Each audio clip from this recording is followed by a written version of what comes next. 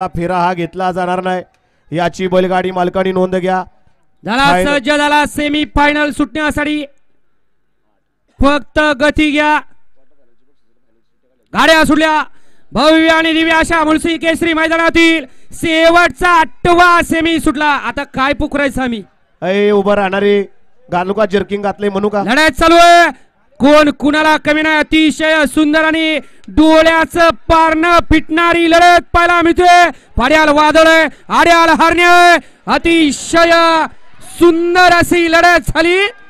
आड्याल हरण्या पड्याल एक शिंगी वादळ कोण झालं फायनलला पात्र कोण झालं क्वार्टर फायनलला पात्र।